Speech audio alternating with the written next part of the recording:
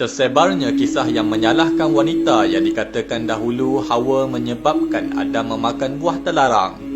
Malah ada tanggapan yang mengatakan jika tidak diciptakan Hawa, Adam masih di syurga. Ini jelas kata-kata yang tidak patut untuk diucapkan oleh seorang Muslim.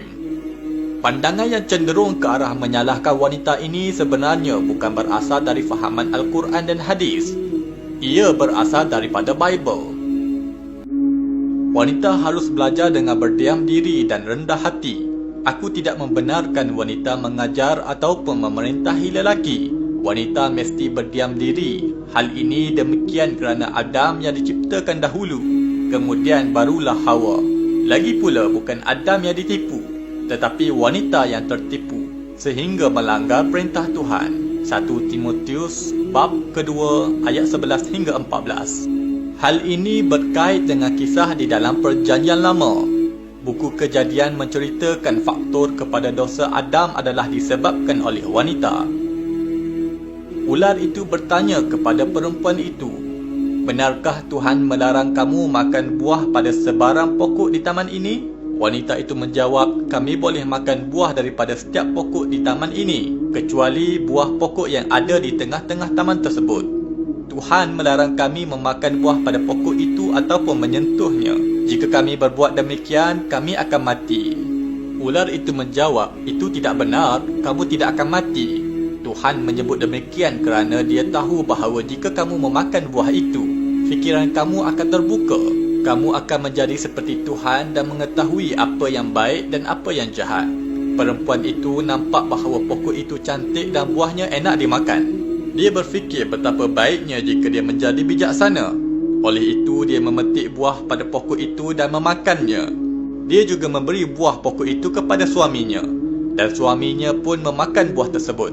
Buku Kejadian, bab nombor 3, ayat pertama hingga ke-6. Ayat seterusnya menyambung dan mempersalahkan wanita. Tuhan bertanya kepada Adam, "Adakah engkau makan buah yang terlarang itu? Aku sudah melarang engkau makan buah itu." Adam menjawab, "Perempuan yang engkau jadikan temanku memberikan buah itu kepadaku, lalu aku memakannya." Buku Kejadian, bab nombor 3, ayat 11 hingga 12. Jelas kisah yang menyalahkan wanita itu adalah berasal dari Bible dan bukan dari ajaran Al-Quran. Jika dilihat di dalam Al-Quran, Allah menceritakan situasi itu bukan disebabkan oleh wanita seorang, akan tetapi kerana kesilapan kedua-dua mereka sekali. Di dalam Al-Quran menyebut yang bermaksud, setelah itu maka syaitan membisikkan hasutan kepada mereka berdua supaya dapatlah ia menampakkan kepada mereka akan aurat mereka yang sekian lama tertutup dari pandangan mereka. Sambil ia berkata, "Tidaklah Tuhan kamu melarang kamu daripada menghampiri pokok ini, melainkan kerana ia tidak suka kamu berdua menjadi malaikat atau menjadi dari orang-orang yang kekal selama-lamanya di dalam syurga." Surah Al-A'raf ayat 20.